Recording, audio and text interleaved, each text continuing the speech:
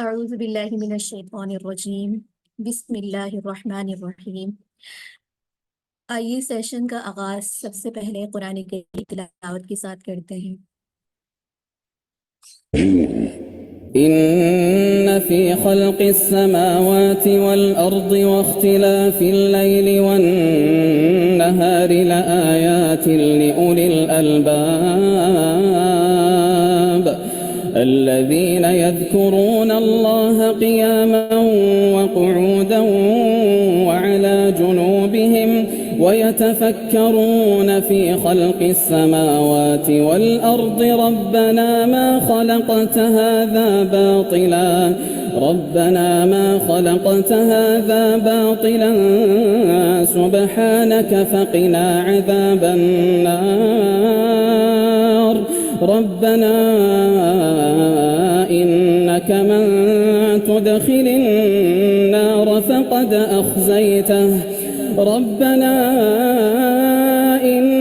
من تدخل النار فقد أخزيته وما للظالمين من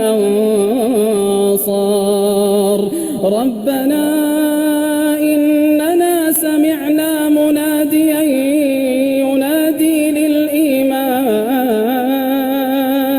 ينادي للإيمان أن آمنوا بربكم فآمنا ربنا فاغفر لنا ذنوبنا وكفر عنا سيئاتنا وتوفنا مع الأبرار ربنا وآتنا ما وعدتنا على رسلك ولا تخزنا يوم القيامة إنك لا تخلف الميعاد فاستجاب لهم ربهم أني لا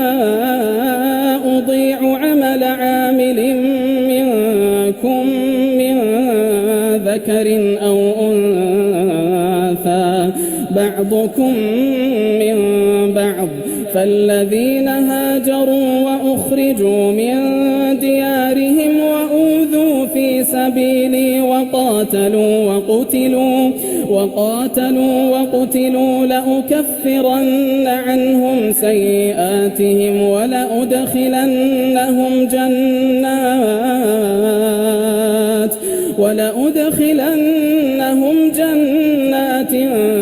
تجري من تحتها الأنهار ثوابا من عند الله والله عنده حسن الثواب لا يغرنك تقلب الذين كفروا في البلاد متاع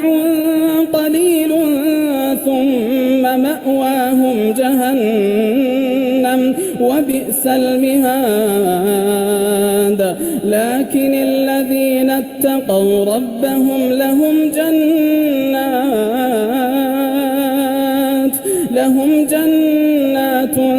تجري من تحتها الأنهار خالدين فيها نزلا من عند الله وما عند الله خير للأبرار وإن من أهل الكتاب لمن يؤمن بالله وما أنزل إليكم وما أنزل إليهم خاشعين لله لا يشترون بآيات الله ثمنا قليلا أولئك لهم أجرهم عند ربهم إن الله سريع الحساب يا أيها الذين آمنوا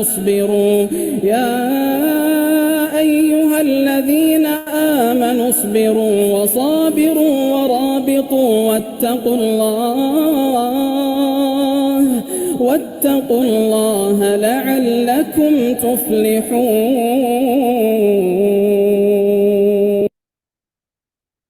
صدق اللہ العظیم.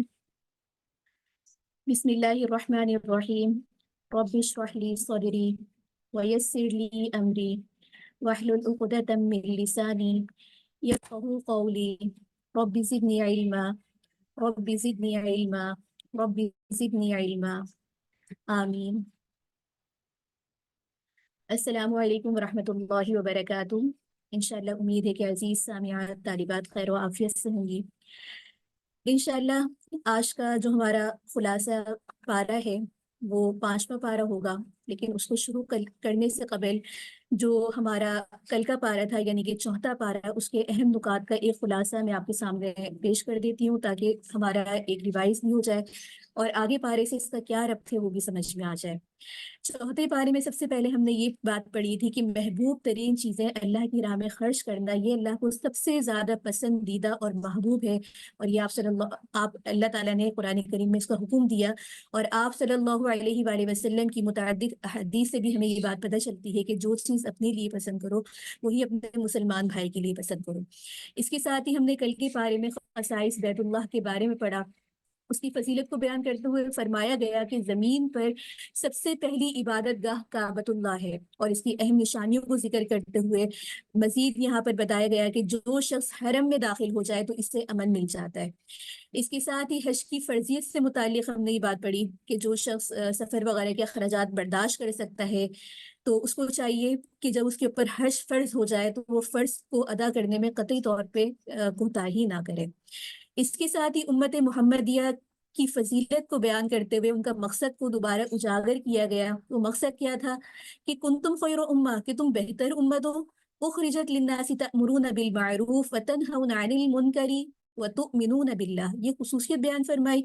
فرمایا کہ وہ اللہ پر ایمان لاتے ہیں، امر بالمعروف کرتے ہیں، نہیں عن المنکر کرتے ہیں. تو یہاں وہ جو جائز اسباب ہیں نیکی کی طرف لانے کے لیے اس کو بروئے کار لے کر آتے ہیں، اور جو جائز اسباب ہیں گناہ سے بچنے کے لیے اس کو اختیار کرتے ہیں. اسی کے ساتھ ہی ہم نے سابقہ پاری کے اندر کفار اور منافقین سے دلی دوستی کی ممانعت کے بارے میں فرمایا، اور یہ بتایا گیا کہ منافقین اور کفار کے ساتھ قلبی تعلق نہ رکھو، کیونکہ وہ تمہیں نقصان پہنچانے کے جو ہے ہمیشہ درپر ہوتے ہیں. ان کے دلوں کے اندر حسد پوشیدہ ہوتا ہے. یہ اعلانیہ جو یہ بات کرتے ہیں ان کے دل اس سے کہیں زیادہ سخت ہوتے ہیں. وہ چاہتے ہیں کہ مسلمان کو دین اور دنیا کی پریشانیاں لاحق ہوں. تو یہاں پر معاملات سے حوالے مسلمانوں کو تنبیہ کی گئی، اور ساتھ ہی غزوات کا تذکرہ پڑا تھا جس کے اندر غزوہ بدر، غزوہ احد اور غزوہ حمراء اسود تھے. اور لیکن سابقہ آیات کے اندر جو ہم نے پڑھا تھا وہ غزوہ احد سے متعلق پڑھا تھا، اور اس کے اندر جو جنگ ہوئی اور اس میں جو فتح جو ہے شکست میں تبدیل ہوئی تھی، اس کے کیا اسباب تھے، اس سے مقصد کیا تھا، اور مسلمانوں کے لیے آئندہ آنے والی جنگوں میں کیا چیزیں اختیار کرنے کا حکم تھا، اس کو ہم نے کل کے پارے میں تفصیلی طور پر دیکھا. اور ساتھ ہی پھر ہم نے یہ دیکھا کہ کل کے پارے کے اندر اہل ایمان کا تذکرہ فرماتے ہوئے فرمایا کہ یا ایھا الذین آمنوا اصبروا وصابروا ورابطوا واتقوا اللہ لعلکم تفلحون. تو یہاں پر آخر میں جو ہے سورہ آل عمران کا حصہ اس پارے کے اندر مکمل ہوا تھا، جہاں پر اہل ایمان کو حکم دیا گیا کہ تم صبر کرو، یعنی کہ مصائب سے اپنا دل چھوٹا نہ کرو، بہادری شجاعت کے ساتھ کھڑے رہو، اور اللہ کے معاملے میں اللہ کی حدود سے ڈرتے رہو. اس کے ساتھ ہی ہم نے کل کے پارے میں سورہ نساء شروع کی تھی، جہاں پر اسلام کی نظر میں عورت کی جو عظمت ہے اس کو اللہ تعالیٰ نے اس صورت کا نام دے کر عورتوں کے حقوق کو بڑی خوبصورتی کے ساتھ ان کی بیان فرمائے اور انہیں یہ عزت دی گئی. مگر کوتاہی یہ ہے کہ ہم اسلام پر عمل نہیں کرتے، اور اس وجہ سے ہمیں ایسا محسوس ہوتا ہے کہ اسلام میں خواتین کو بالکل بند کر دیا گیا ہے، ان کے کوئی حقوق نہیں ہے. اس کے ساتھ ہی کل کے پارے کے اندر ہم نے یتیموں کے مال کی حفاظت کے بارے میں پڑھا کہ یتیموں کا مال ان کے حوالے کر دینا چاہیے، نہ اسے کھانا چاہیے، نہ کہ ان کے مال کو تبدیل کرنا چاہیے، کیونکہ زمانہ جاہلیت میں جو یتیم ان کی پرورش میں آتے تھے یا ان کی زیر نگرانی آتے تھے تو ان کا مال غصب کر لیتے تھے یا مال کو بدل دیتے تھے. اسی طریقے سے کل کے پارے میں ہم نے تعدد ازواج کا مسئلہ بھی پڑھا کہ ایک سے زائد 4 نکاح کرنے کی اجازت ہے، لیکن ضروری نہیں ہے۔ اگر کوئی شخص اس بات کی ہمت رکھتا ہے، طاقت رکھتا ہے، عدل و انصاف کر سکتا ہے اور حقوق میں برابری کر سکتا ہے، تو اس شخص کے لیے ایک سے زائد نکاح کرنا صحیح ہے۔ اگر گھر کا ماحول یا پھر بہت ساری وجوہات کی بنا پر آدمی دونوں کے اندر برابری نہیں کر سکتا، تو پھر ایک ہی نکاح پہ اکتفا کرنا بھی بہتر ہے۔ اس کے ساتھ ہی کل کے پارے کے اندر ہم نے میراث کا مسئلہ خصوصی طور پہ پڑھا اور بہت ہی تفصیل کے ساتھ قرآن کریم میں اس حصے کو بیان فرمایا، کیونکہ یہاں یہ بات ہم نے کل پڑھی تھی کہ عورتوں کا پہلے میراث میں قطعی طور پہ کوئی حصہ نہیں ہوتا تھا، اور ان کو اس وجہ سے کہ نہ وہ جہاد کرتی ہیں، وہ تو گھروں پہ بیٹھی رہتی ہیں، تو میراث میں ان کا حصہ نہیں ہوتا تھا۔ تو اللہ رب العزت نے یہاں پر یہ بتا دیا کہ عورتوں کو حصہ دینا وہ کسی کا ان کے اوپر کوئی احسان نہیں ہے، بلکہ یہ اللہ کی طرف سے ان کا مقرر کردہ شرعی فرض ہے۔ اسی کے ساتھ ہی ہم نے کل کے پارے میں محرمات کا بیان فرمایا، یعنی کہ کن سے نکاح کرنا جائز ہے اور کن سے ناجائز ہے۔ تو جن سے نکاح کرنا حرام ہے تو بنیادی طور پر ان کے 3 اسباب، یعنی کہ نسب کی وجہ سے، یا رضاعت کی وجہ سے، مساہرت کی وجہ سے، ان سے جن خواتین سے نکاح نہیں ہو سکتا، ان کی بات کو کل کے پارے میں ہم نے پڑھا۔ آج کا جو ہمارا پارہ ہے وہ انشاءاللہ ہمارا 5واں پارہ ہے، جو سورہ نساء کے ہی بقیہ رکوع کا احاطہ انشاءاللہ کریں گے۔ اس کے ساتھ ہی یہاں پر سورہ نساء کی ابتدا ہو رہی ہے، اور آیت جو ہے 4 رکوع سے اس پارے کی ابتدا ہو رہی ہے، اور فرمایا جا رہا ہے کہ والمحصنات من النساء الا ما ملكت ايمانكم كتاب الله عليكم واحل لكم ما وراء ذلكم۔ ان آیات مبارکہ کا اور اس پورے رکوع کا اگر ہم خلاصہ دیکھیں تو جو نکات ہمیں یہاں پر دیکھنے میں ملتے ہیں، تو سب سے پہلے یہاں پر یہ بات ہے کہ 4 پارے کے آخر میں ان عورتوں کا ذکر تھا جن سے نکاح کرنا حرام ہے، کیونکہ 5ویں رکوع کے شروع میں اسی بحث کو مکمل کرتے ہوئے فرمایا جا رہا ہے کہ ان محرمات کے سوا دوسری عورتیں تمہارے لیے حلال ہیں، اسی طرح سے کہ مال خرچ کر کے ان سے نکاح کر لو، بشرطے کہ نکاح سے مقصود عفت ہو، پاک دامنی ہو، نہ کہ شہوت۔ اور جن عورتوں سے تم فائدہ حاصل کرو ان کا مہر مقرر کر دو، یعنی کہ ان کو ادا کرو۔ تو اللہ رب العزت نے یہاں پر جو بار بار مہر کا تذکرہ فرمایا ہے، تو وہ یہ ایک خوبصورتی کے ساتھ بیان فرمایا ہے کہ تاکہ آدمی اس بات کا پابند ہو کہ اب اس نے ایک عورت کی ذمہ داری لی ہے، اس کا نام نفقہ اس کے ذمے ہے، تو شریعت اس کو ان چیزوں کی احساس دلاتے ہوئے جو ہے یہاں پر بیان فرمایا۔ یہاں پر مہر کا ذکر کرتے ہوئے یہ بھی فرمایا کہ نکاح کے بعد اگر میاں بیوی باہمی رضامندی سے مہر کی رقم مقرر جو کی ہے اس میں کوئی کمی بیشی کرتے ہیں تو وہ کر سکتے ہیں، اور ساتھ ہی اس رکوع میں جو غلام یا لونڈیاں ہیں ان کے ساتھ حسن سلوک سے پیش آنے کی ہدایت دی گئی ہے۔ اس کے ساتھ ہی یہاں پر ایک الفاظ جو کہ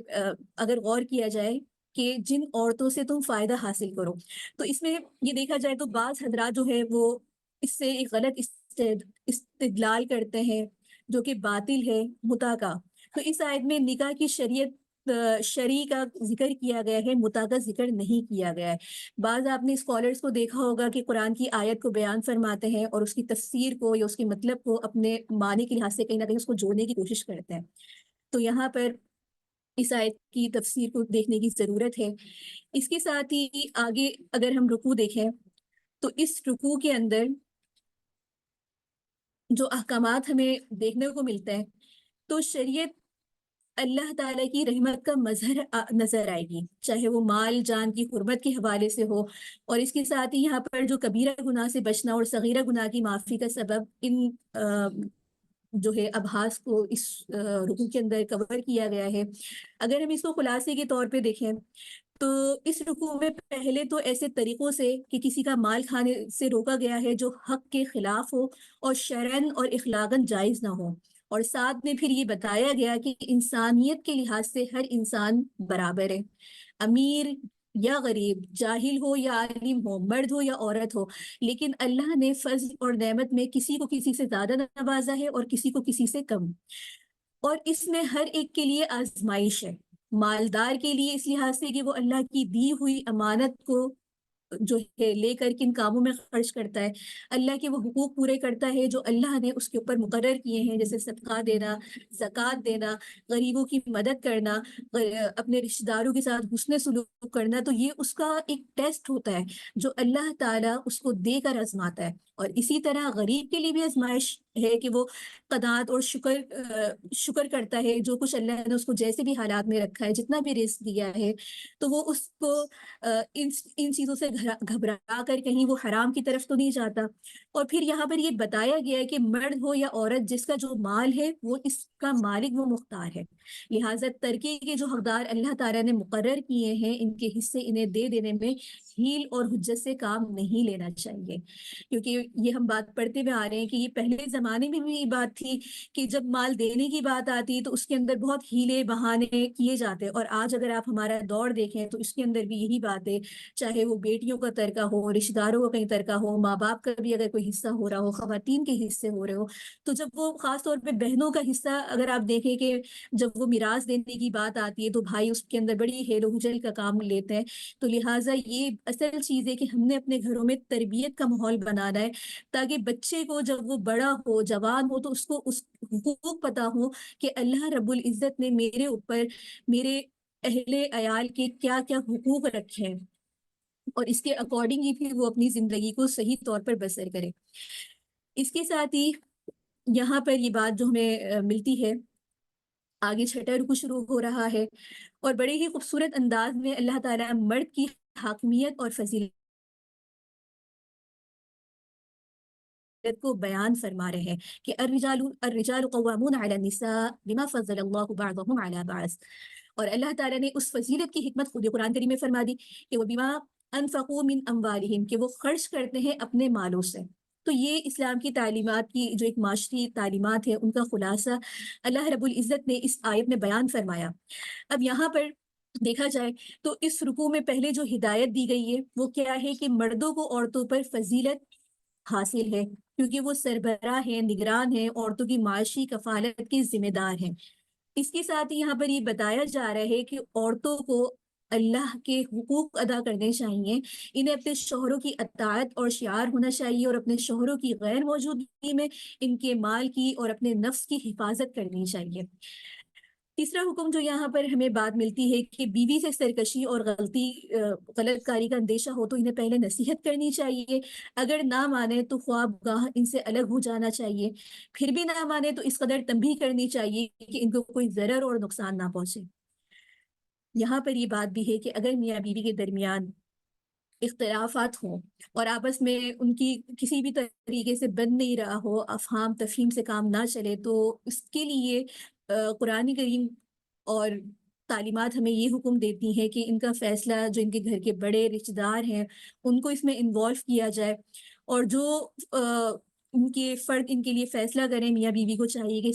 اس کو قبول کر لیں۔ یہاں اصل جو مقصد بتایا جا رہا ہے وہ اصلاح ہونی چاہیے، معاملے کا بگاڑ نہیں ہونا چاہیے، یعنی کہ قرآن کریم حقوق کی بہت زیادہ رعایت کر رہا ہے۔ وہ پہلے تو مفاہمت کو ترجیح دے رہا ہے، اس کے بعد اللہ رب العزت نے دیکھیں کہ قرآن کریم میں کسی کو زور زبردستی اور جبرن زندگی گزارنے پر مجبور نہیں کیا ہے۔ اگر کسی بھی طور پر ان میں تفہیم افہام نہیں ہو رہا، نہیں بن رہی، آپس میں رہنے کا نہیں ہو رہا، تو اس میں معاملات خاندان کو انوالو کیا جا رہا ہے۔ گویا کہ دیکھا جائے تو قرآن کریم اللہ تعالیٰ خاندانی نظام کو کس قدر اہمیت دیتا ہے، لیکن آج اگر ہمارے معاشروں میں بگاڑ کا سبب دیکھیں، ہمارے گھروں میں بگاڑ کا سبب دیکھیں، تو وہ یہی ہے کہ ہم حقوق ایک دوسرے کے ادا کرتے نہیں ہیں۔ ہم جو قرآن کریم سے جو باتیں ہمیں پہلے اسٹیپ پہ ملتی ہیں، ہم بالکل آخری اسٹیپ سے جا کے اس کی ابتدا کرتے ہیں۔ وہ اسٹیپ کیا ہوتا ہے؟ بیوی کی کوئی بات سمجھ میں نہیں آ رہی ہے، شوہر کی کوئی بات بری ہے، تو بس رہنا ہی نہیں ہے۔ تو یہ وہ وجہ ہے جو ہمارے معاشرے میں طلاق کا سبب بن رہی ہے، اور یہ ایک بہت ہی لمبی بحث ہے، خیر ہم اس میں نہیں جائیں گے چونکہ ہمارے پاس اتنا اس کا وقت نہیں ہے، لیکن اگر گھروں میں ایسا مسئلہ پیش آ جائے تو قرآن اور حدیث کے اکارڈنگ اس کا فیصلہ ہونا چاہیے۔ اور یہاں پر ایک یہ بات جو ہمیں ملتی ہے کہ توحید کا سبق دیتے ہوئے شرک سے بچے رہنے کا حکم دیا گیا، اور ساتھ ہی والدین، رشتہ داروں، یتیموں اور مسکینوں کے ساتھ حسن سلوک کی ہدایت دی گئی ہے۔ پڑوسیوں، مسافروں اور جو ان کے زیر سرپرست قریب کے لوگ ہیں ان کے ساتھ نیک برتاؤ کرنے کا، ان کے حقوق کا لحاظ رکھنے کی تاکید کی گئی ہے، اور اس سلسلے میں غرور اور تکبر سے بچنے کی ہدایت کی گئی ہے۔ تو دیکھیں قرآن کتنی چھوٹی چھوٹی چیزوں کے اوپر بھی انسان کی توجہ دلا رہا ہے۔ اب آپ دیکھیں کہ یہاں پر جب ہم بات کرتے ہیں حسن سلوک کی تو پڑوسیوں کی بات آ جاتی ہے۔ آج اگر میں اور آپ اپنے ارد گرد دیکھیں، ہمیں تو اپنے پڑوسیوں کا نام بھی نہیں پتا ہوتا کہ ہمارے ارد گرد رہ کون رہا ہے۔ ہم بعض دفعہ ایسی سوسائٹی میں رہتے ہیں کہ جب ٹینٹ لگتا ہے تو ہمیں پتہ چلتا ہے کہ فلاں گھر میں کوئی میت بھی ہو گئی ہے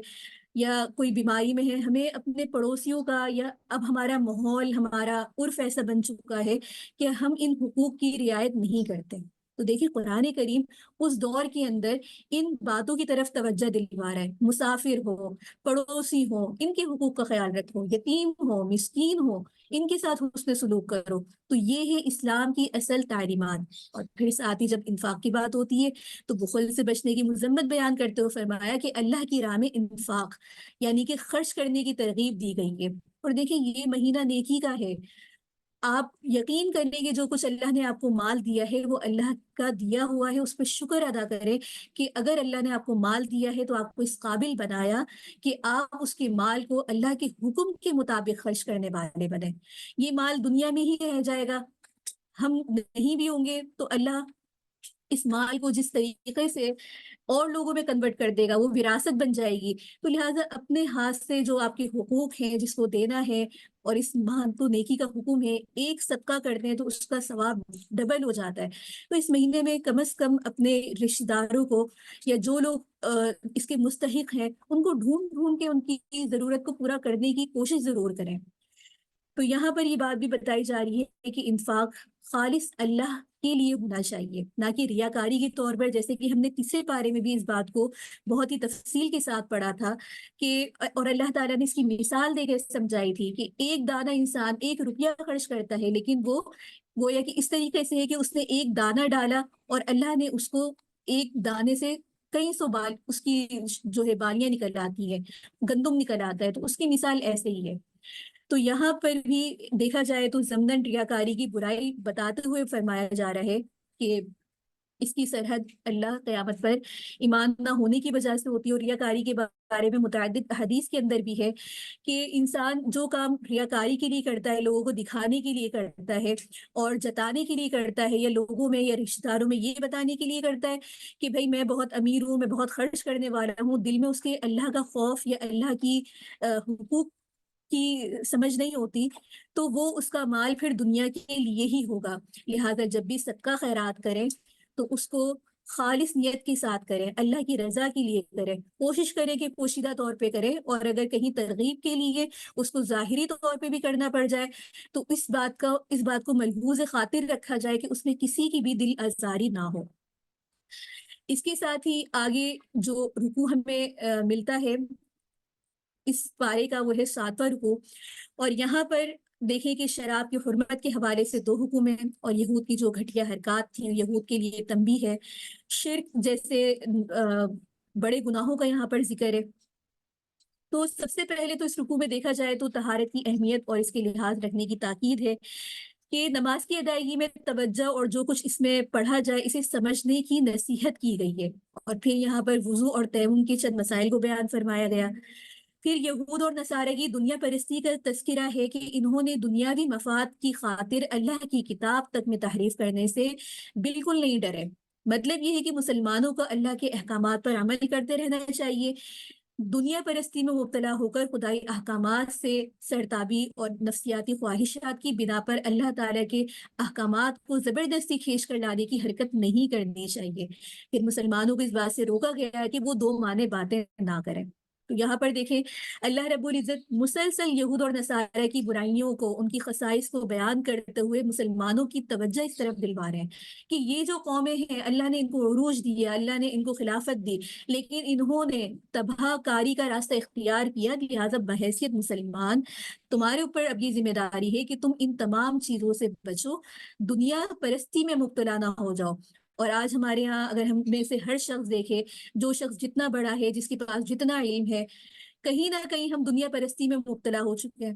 ہمارے کام جو ہے اپنی خواہشات کے مطابق ہوتا ہے. ہمارا اٹھنا، ہمارا بیٹھنا، یہ ہمیں سوچنے کی اسکوز دور رہتے ہیں کہ کیا یہ کام میں خدا کے حکم کے مطابق کر رہی ہوں، یا یہ کام میرا خدا کے حکم کے مطابق نہیں ہے، لیکن میں اس کو اپنی خواہشات کی بنا پر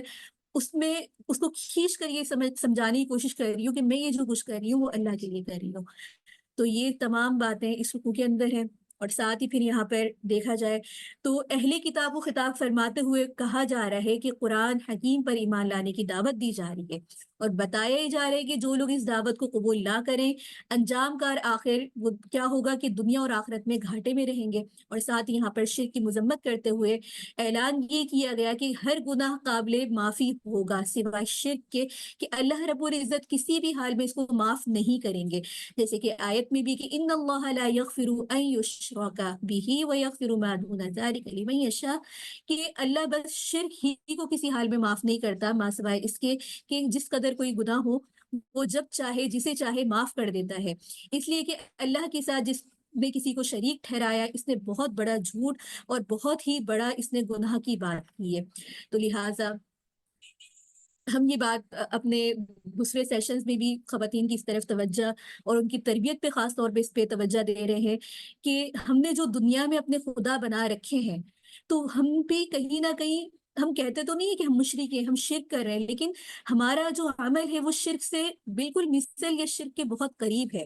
کہ ہم نے دنیا کو محبوب بنا لیا، دنیا کے حکمرانوں کو اپنا خدا بنا لیا، اور ان کو ہم بالکل ایک سمجھتے ہیں کہ ان کے ہاتھ میں اتھارٹی اور یہ سب کچھ کرنے والے ہیں. تو اللہ رب العزت بار بار یہ توجہ دلوا رہے ہیں کہ حاکمیت اللہ کی ہے، حکم اللہ کا ہے. اس کے ساتھ ہی آگے رکوع ہے، اور یہاں پر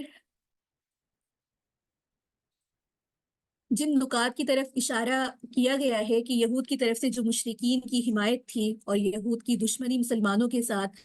اور اسلام کے سیاسی اصول اس رکوع کے اندر بیان کیے گئے ہیں. اگر اس رکوع کو اگر ہم خلاصے کے طور پہ دیکھیں تو یہاں پر بت پرستی سے منع کرتے ہوئے بخل اور حسد سے بچنے کی ہدایت کی گئی ہے، اور پھر امانت داری کا درس دیا گیا کہ جو جس بات اور جس چیز کا اہل ہو اس کو وہ چیز دینا امانت داری کا تقاضا ہے. پھر خدا اور رسول کی اطاعت کا حکم دیا گیا ہے کہ اس طرح امانت سے متعلق حکم و تاکید کے بعد اللہ اور اس کے رسول کی اطاعت کا تذکرہ کرنے کے بعد یہ اشارہ ہے کہ انسان اگر اپنے اور اس کائنات کی پیدائش پر غور کرے، جیسے کہ قرآن کی متعدد آیات پہ اللہ تعالیٰ خود فرماتے ہیں اور پھر کہتے ہیں، دعوت دے رہے ہیں کھلے عام کہ غور و فکر کرو، تدبر کرو، کیا تم سمجھتے نہیں ہو؟ تو انسان خود بخود بآسانی اس بات پر پہنچ سکتا ہے کہ یہ خدا کا حق ہے کہ اس پر ایمان لایا جائے، اس کی اطاعت کی جائے، اس کا حق ادا کیا جائے. امانت کا ادا کرنا، جو اللہ نے امانت دی ہے خلافت کی، اور جو اللہ نے جتنی بھی قدرت ہے یہ سب انسان کے لیے دنیا میں اپنی نشانیاں کی ہیں، سورج سے لے کر چاند سے لے کر انسان کی پیدائش سے لے کر،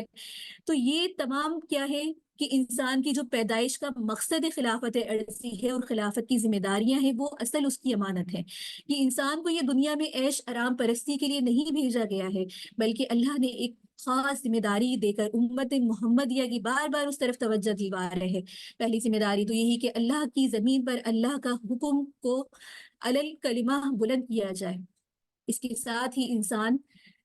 ان احکامات کا پابند ہے، جب اس کے خالق نے اس کو بنایا تو اپنے خالق کی مرضی کے مطابق اپنی زندگی کو گزارے، اور اس میں خیانت نہیں کرنا چاہیے. یعنی کہ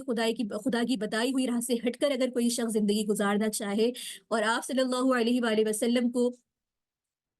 کے خلاف، یعنی کہ ان کی احکامات کے خلاف اپنے زندگی گزارنا چاہے تو یہ خیانت ہے. تو چاہیے کہ رسول کو رسول مان لینے کے بعد رسالت کا حق یہ ہے کہ رسول صلی اللہ علیہ وآلہ وسلم کی اتباع اور اطاعت کی جائے، نہ کہ یہ کہ رسول کے ساتھ خان کا مقصد ہے. اس کے بعد ان حکموں کی اطاعت کا حکم دیا گیا ہے کہ حاکموں سے اگر کسی معاملے میں نزاع ہو جائے، کوئی جھگڑا ہو جائے، تو اللہ اور اس کے رسول یعنی قرآن سنت کو حکم بناؤ اور اس میں جو ہدایت ملے اس پر بے چوں و چرا عمل کرو. اور فرمایا اس طریقے پر جو لوگ گامزن ہیں وہی دراصل اللہ اور آخرت پر ایمان لے کر آنے والے ہیں. تو کتنا پیارا اصول اللہ نے چند آیات میں بتا دیا. ہم بڑے بڑے معاملات کے لیے پریشان ہو رہے ہوتے ہیں کہ ہمیں تو فلاں معاملہ درپیش آ گیا، ہمیں سمجھ میں نہیں آ رہا، وہ یہ شخص بات کہہ رہا ہے، فلاں حکمران یہ بات کہہ رہا ہے، فلاں شخص یہ بات کہہ رہا ہے. تو اللہ نے قرآن میں اصول دے دیا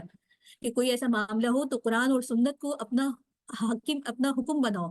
تو یہ ہم حاکم جب بنائیں گے جب ہم قرآن کریم کو سیکھیں گے، اس کے مطلب کو سمجھیں گے. اللہ کی کتاب کو جب تک آپ کھولیں گے نہیں اور آپ دوسروں کی کہے پر سنتے رہیں گے کہ فلاں نے تو یہ بات کہہ دی، فلاں نے یہ بات کہہ دی، خود ہمیں اصل آیت کا، رکوع کا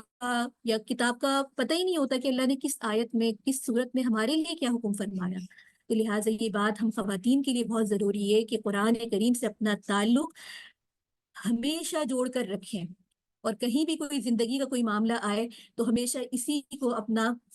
جو ہے ایک اصول ایک بنایا کہ اسی کے مطابق ہم نے اپنا فیصلہ کرنا ہے. کسی سے محبت کرنی ہے تو اللہ کے لیے کرنی ہے. اگر ہماری کسی سے کوئی نفرت، کوئی جھگڑا ہے تو وہ بھی صرف اللہ کے لیے ہونا چاہیے.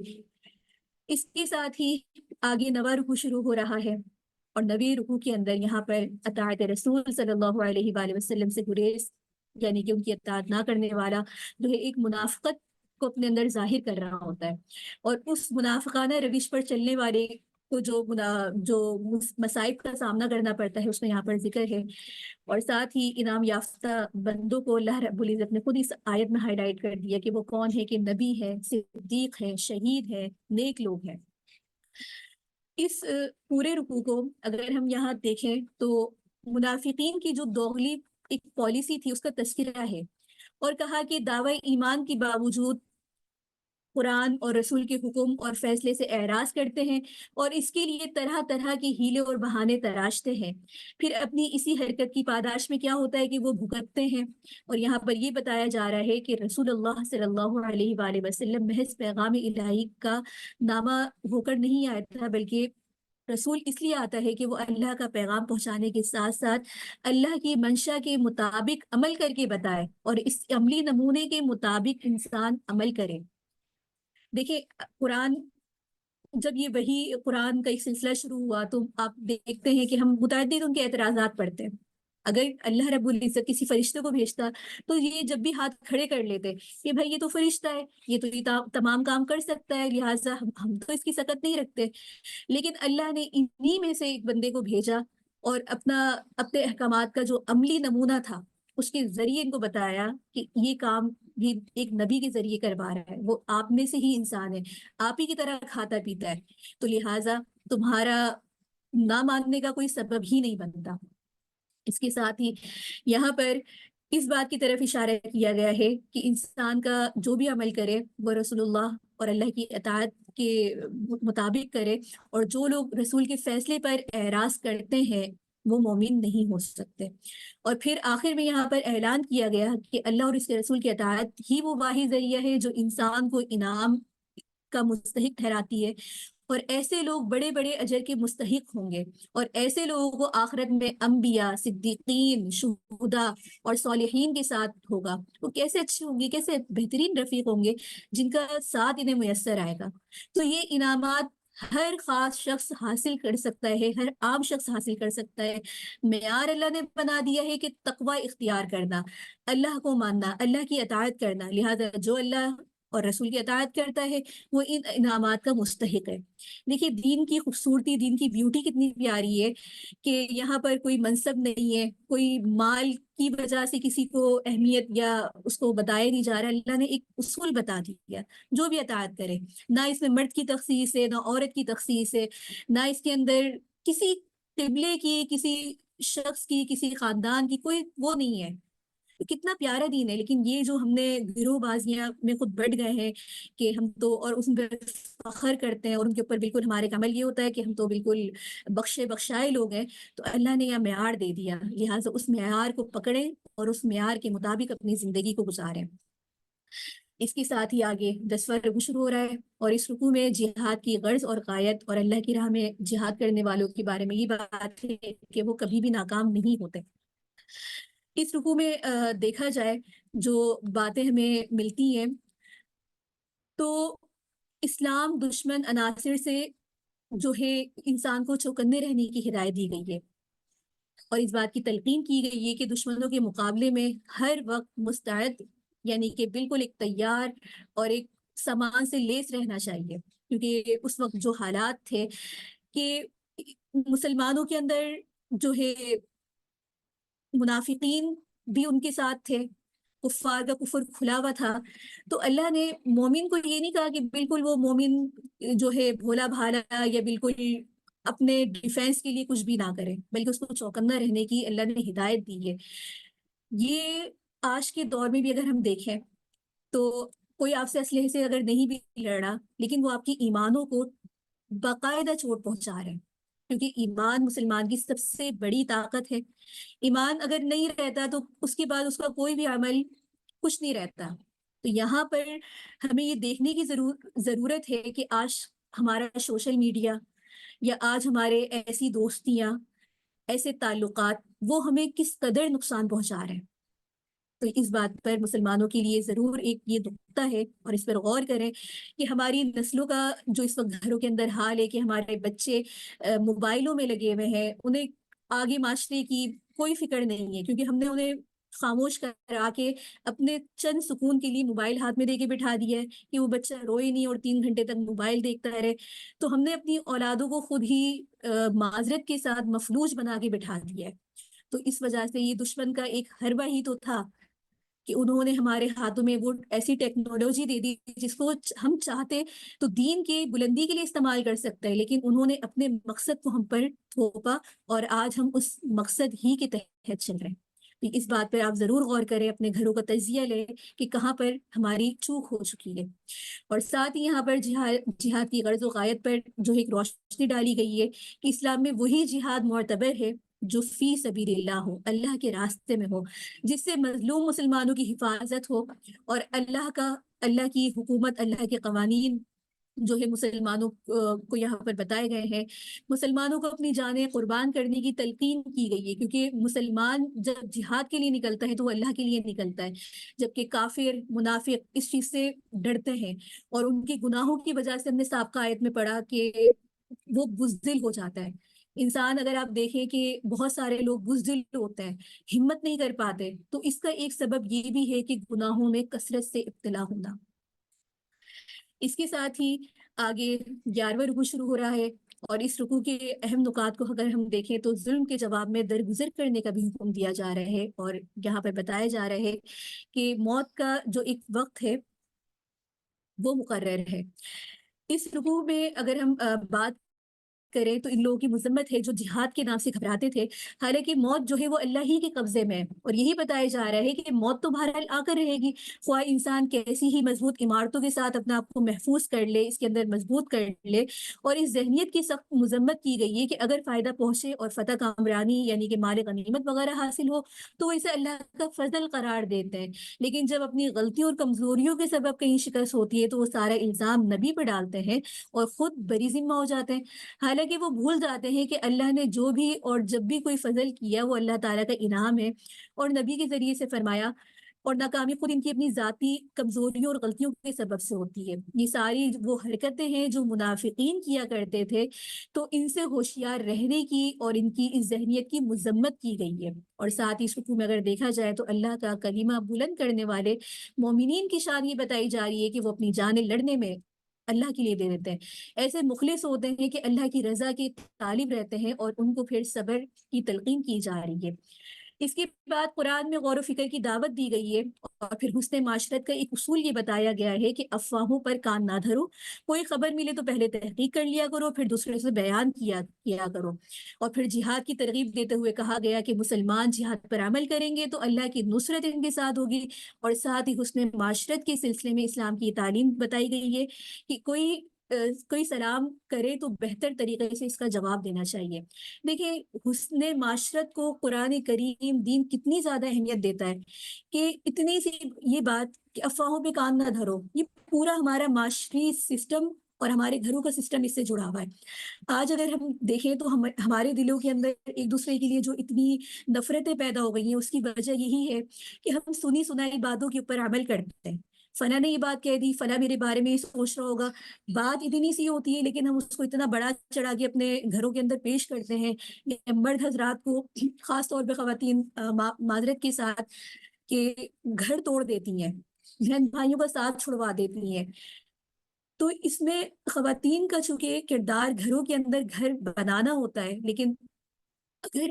ان اصولوں کو آپ نظر انداز کریں گے تو آپ دیکھیں کہ معاشرے میں، گھروں میں، ہمارے خاندانی سسٹم میں کتنی زیادہ جو ہے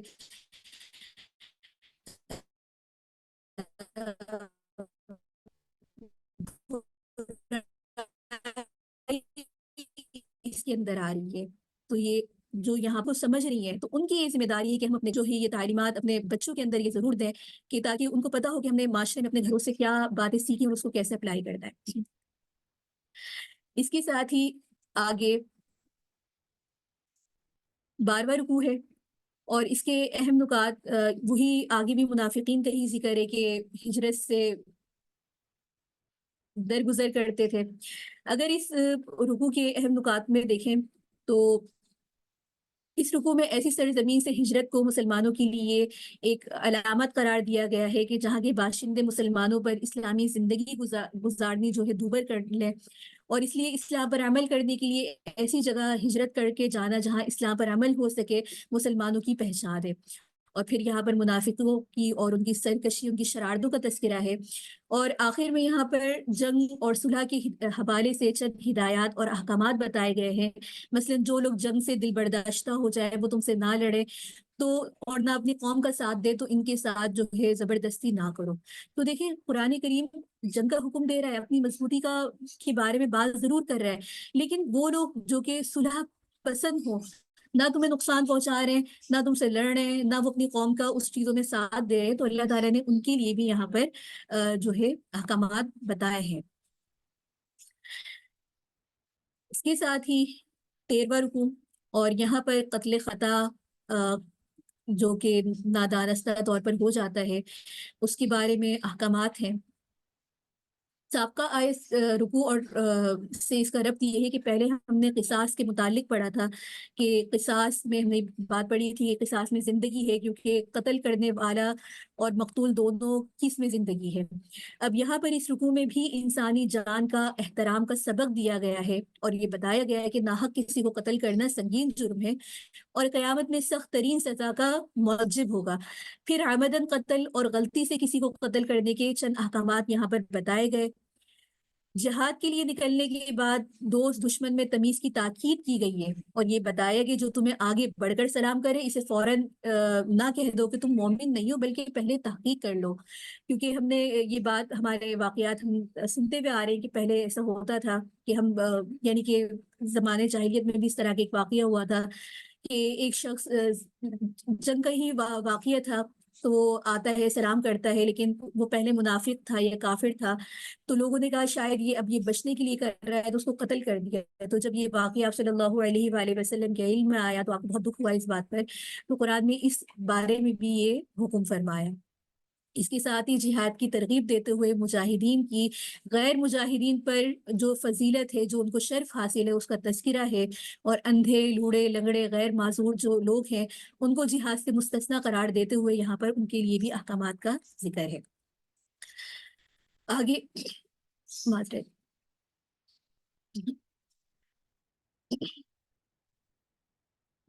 آگے یہاں پر 14واں رکوع ہے، اور اس کے اندر بھی اللہ کی جو راہ میں جہاد نہیں کرتے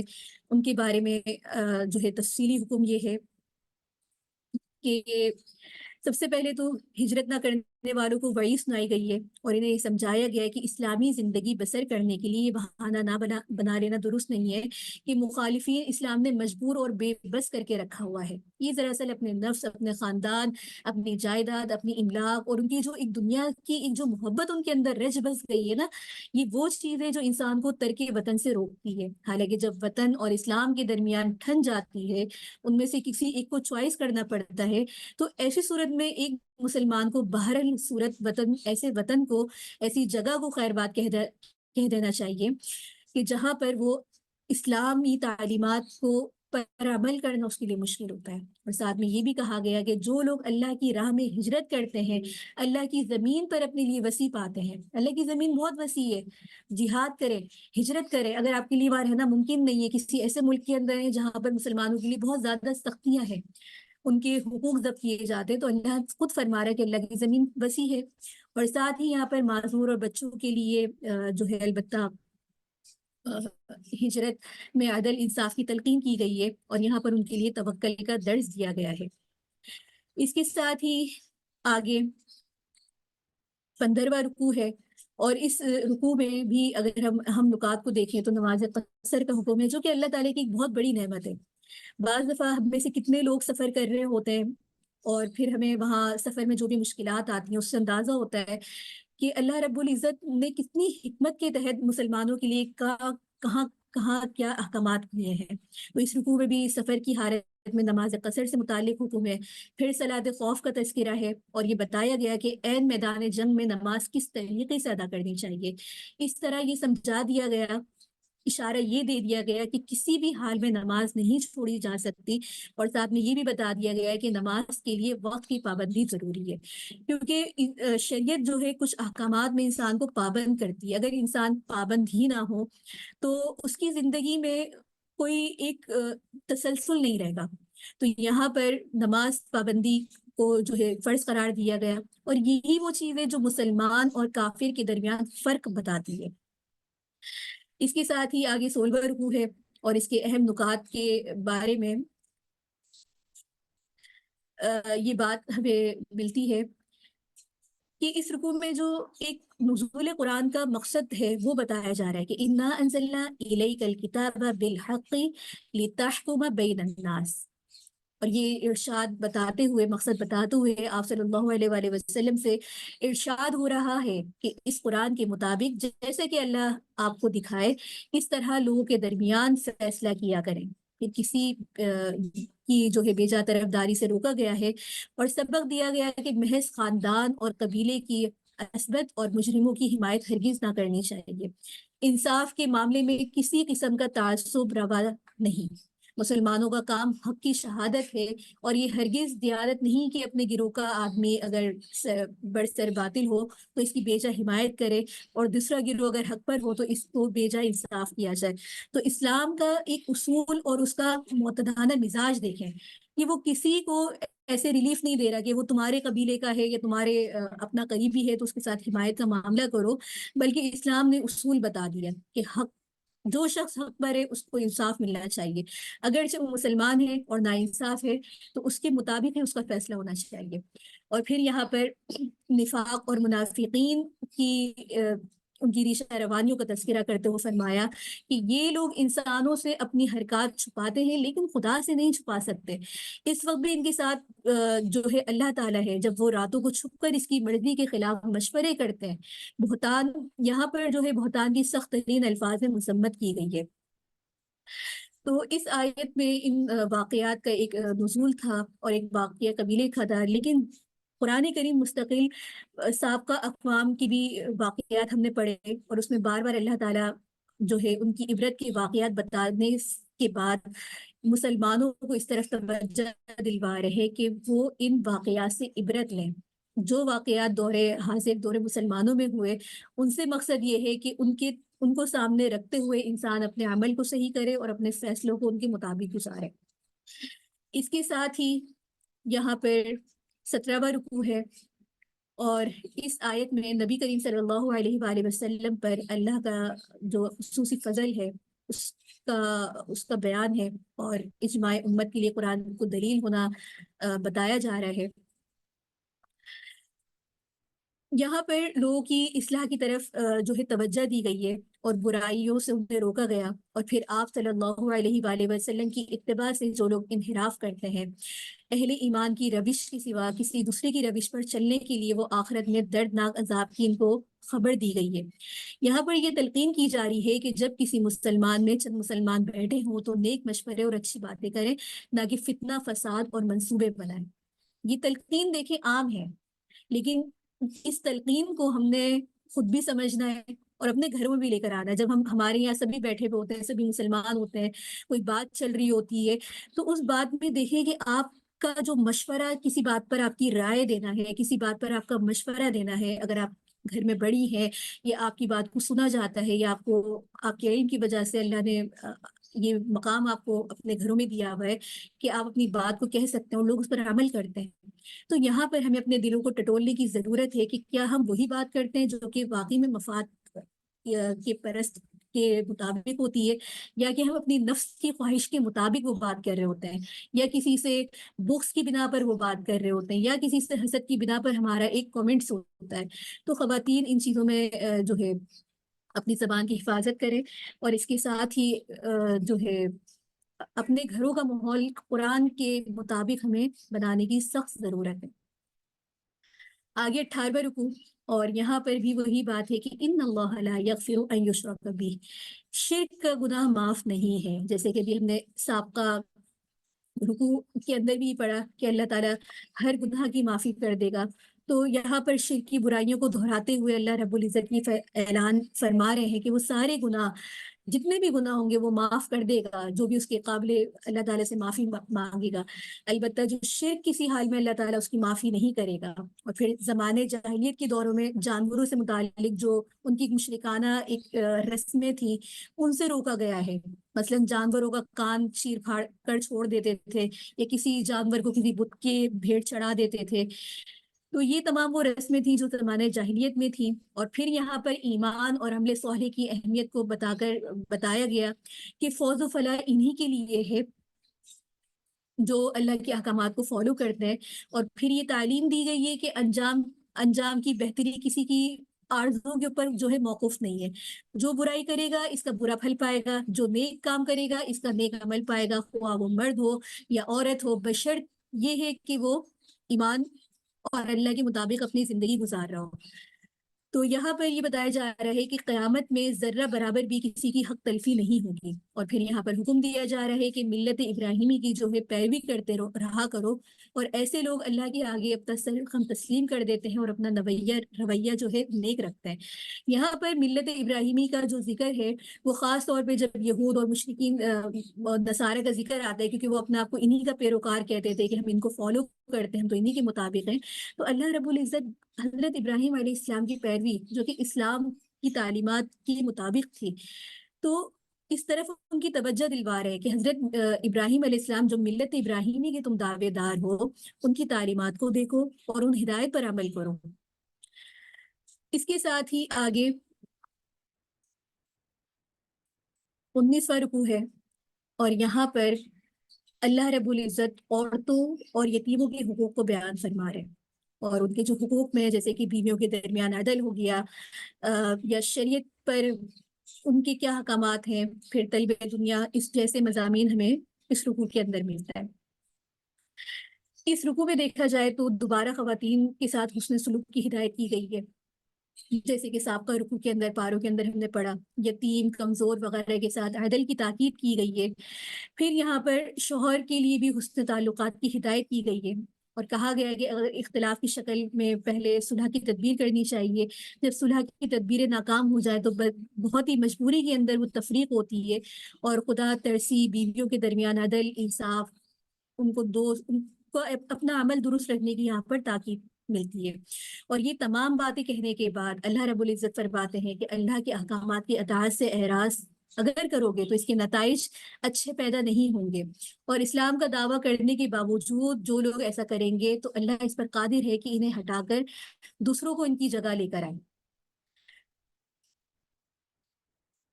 اس کے ساتھ ہی آگے 20واں رکوع ہے، اور یہاں پر بھی جو ہے مومنین کی جو ایک ذمہ داری ہے اس کی یاد دہانی دوبارہ کروائی جا رہی ہے۔ کچھ ہدایات ہیں، اور منافقین کی جو مفاد پرستی ہے اس کو اثر نو یہاں پر دوبارہ ایک انداز میں ذکر کیا گیا، اور فریضے کی یاد دہانی دلا کر یہ کہا جا رہا ہے کہ ہمیشہ جو ہے اسی کار پر بند رہنا، یعنی کہ حق کی شہادت، اگرچہ اس معاملے میں والدین یا رشتہ دار ہی کیوں نہ زور دے رہے ہوں، بلکہ خود اپنی ذات کے خلاف ہی کیوں نہ ہو، تب بھی حق بات کے لیے شہادت دینا۔ اور پھر مومنین سے یہاں پر کہا جا رہا ہے کہ وہ ایمان پر اچھی طرح ثابت قدم رہیں، پکے مومن بنے۔ اگر کوئی کسی حیثیت سے کفر کی روش اختیار کرے تو انتہائی ضلالت ہے، اور ضلالت کا انجام کیا ہوتا ہے کہ دنیا اور آخرت میں اس کی ہلاکت ہے۔ یہاں پر ساتھ ہی یہ نصیحت ہے کہ مومنوں کو چھوڑ کر کافروں سے دوستی ہرگز نہ کی جائے، یہ کام کبھی راست نہیں آ سکتا۔ اور یہاں پر یہ ہدایت کی گئی ہے کہ اللہ کی آیتوں کا مذاق اڑانا کھلا کفر ہے. جو لوگ اللہ کی آیات کا مذاق اڑاتے ہیں ایسی مجلسوں میں ہرگز شرکت نہیں کرنی چاہیے. پہلے زمانے میں یہی ہوتا تھا کہ وہ قرآن کی تلاوت کو سن کے بھاگ جایا کرتے تھے, کانوں پہ ہاتھ رکھ لیتے تھے کہ, اور انہیں یہ ڈر ہوتا تھا کہ اگر ہم نے قرآن سن لیا تو خدا نہ خواستہ کہیں یہ ہمارے دلوں پر اثر انداز تو نہیں کر جائے گا, کہیں ہمارے دل پلٹ تو نہیں جائیں گے. پھر وہ کوئی آیت نازل ہوتی تو فلاں شخص کو اس کو جا کے بتاتا کہ بھئی اب نبی کے پاس تو یہ آیت آئی ہے, یہ حکم فرما رہے, تو وہ اس پہ ہنستے, مذاق اڑاتے کہ تمہارا, جیسے کہ قرآن کریم میں کہیں اللہ نے مثال دی کسی مکھی کے ذریعے, کسی مچھر کے ذریعے, کیونکہ قرآن کریم کا اسلوب یہی ہے کہ مثال دے کر انسان کو سمجھایا جاتا ہے, تو وہ ان آیات کا مذاق اڑاتے تھے. تو یہاں پر ایسی مجلسوں میں شرکت کی ممانعت کی گئی ہے. آج اگر ہم دیکھیں کہ ہمارے یہاں بھی بہت ساری ایسی محافل جما کے بیٹھتے ہیں جہاں پر ہم قرآن کی بات کرتے ہیں, اگرچہ ہمیں نہ اس کی تفسیر پتہ ہوگی, نہ ہمیں اس کا صحیح مطلب پتہ ہوگا, نہ اس کا صحیح مقصد پتہ ہوگا, لیکن ہم ایک دوسرے کے اوپر وہ ایک پتھر کی طرح مار رہے ہوتے ہیں. خواتین مرد حضرات کا ایک اس کے اندر بحث چھڑ جاتی ہے کہ قرآن میں وہ کہتے ہیں کہ ہمیں ایسا افضل ٹھہرایا, تم عورتیں حقیر ہو, عورتوں کے لیے بات بتائی جاتی ہے, مطلب اور دیگر ایسے بھی ہم نے اسکالرز اگر آپ سنیں ہمارے یہاں پر آج جو نیٹ یوٹیوب کے ذریعے ہمارے ذہنوں میں جو مواد فارورڈ کیا جا رہا ہے اس کے اندر بھی یہی چیز ہے کہ انہیں صحیح علم قرآن اور حدیث کا نہیں ہوتا, لیکن وہ بیٹھ کر قرآن کی, حدیث کی ایسی ایسی تشریحات آپ کو بیان کریں گے اور اس سے تطبیق ایسی جوڑیں گے اور اپنی مرضی, اپنی نفس کے مطابق وہ مسئلے آپ کے سامنے بیان کریں گے, تو ایسے لوگوں کو سننا بھی قطعی طور پر جائز نہیں ہے, کیونکہ یہ آپ کی ایمان کو خراب کر دیں گے, آپ کی ایمانوں پر یہ ضرب کاری کرنے والے کام ہیں. تو لہٰذا ایسے لوگوں سے, ایسے لوگ سے سننے سے جو آپ کو اللہ سے دور کرے, اللہ کے احکامات جو آپ پہلے بھی کر رہے تھے لیکن ان کی بات سننے کے بعد آپ کو لگتا ہے کہ یہ ضروری ہی نہیں ہے, یہ تو دین میں ہے ہی نہیں, تو ایسے لوگ جو آپ کے ذہنوں کو خلط ملط کر دیں, ایسے لوگوں کو سننے سے اوائڈ کرنا چاہیے. اس کے ساتھ ہی اس پارے کا آخری رکوع ہے جو کہ 21واں رکوع ہے, اور یہاں پر بھی مسلسل جو ہے منافقین کی عادات اور خصلتوں کا بیان ہے, ان کی علامت کو بیان کیا جا رہا ہے, اور ساتھ میں یہاں پر جو ہے یہی بات ہے کہ منافقین جہنم کے سب سے نچلے گھڑے میں ہوں گے. یہ ان کی ایک جو ہے سزا, پنشمنٹ بتائی جا رہی ہے, جس طرح سے وہ سزائے ان کی عادات خصلتیں, ان کی نفاق تھا. یہاں پر دیکھا جائے تو نفاق کی یہ علامت بتائی گئی ہے کہ نماز کے لیے مارے باندھے آتے ہیں اور محض مسلمانوں کو دکھانے کے لیے ریاکاری کے طور پر نماز پڑھتے ہیں. اور پھر مسلمانوں سے یہ کہا گیا کہ وہ کافروں سے دوستی نہ رکھیں. مطلب یہ ہے کہ منافق دراصل کافر ہوتا ہے صرف فریب دینے کے لیے, ظاہر میں محض زبان سے اسلام کا دعویٰ کرتا ہے, تو اس لیے اس سے دوستی اور میل جول نہ رکھا جائے. البتہ اگر وہ سچے دل سے توبہ کر لے اور اپنی حالت حقیقی کی اصلاح کر لے تو اللہ رب العزت ان کو اجر دے گا. تو یہ تھی وہ منافقین کی خصائص جو کہ ہم پہلے پارے سے مسلسل ان کے بارے میں پڑھتے ہوئے آ رہے ہیں, کیونکہ یہ بات ہم نے پڑھی اور یہ بات ہمیں اپنے ذہنوں میں بٹھانی ہوگی کہ جتنا اسلام کو نقصان منافقین نے پہنچایا اتنا کسی نے نہیں پہنچایا. تو لہٰذا اللہ رب العزت ان کی خصائص کو ذکر کر رہے ہیں, ان کی عادات کو بتا رہے ہیں, اور یہ مسلمانوں کے لیے یہ راستہ ہے کہ ایسا کوئی بھی شخص جو آپ کے ساتھ جو ہے اس طرح کے معاملات کرتا ہے لیکن وہ دلی طور پہ مسلمانوں کا خیر خواہ نہیں ہے, ایسے حکمرانوں سے, ایسے لوگوں سے معاملات, دوستی, تجارت, ملکی مفادات کے لیے مل کے ایسے لوگوں کے ساتھ کام کرنا, یا ان کے ایگریمنٹس پہ جو ہے اپنا یہ فیڈ بیک دینا کہ ہم آپ کے ساتھ ہیں, تو یہ ظاہری طور پر صرف اپنا آپ کو مسلمان کہتے ہیں, اپنا آپ کو حق پرست کہتے ہیں, حقیقت میں یہ مسلمانوں کے دشمن ہیں. وآخر دعوانا ان الحمد للہ رب العالمین. اسی کے ساتھ ہی ہمارا 5ویں پارے کے اہم نکات پورے ہوتے ہیں. آپ لوگ کا یہاں اگر کوئی سوال ہے تو اپنا ہینڈ ریز کر سکتے ہیں, آپ کا مائک انمیوٹ کر دیا جائے گا. جزاک اللہ خیرا کثیرا.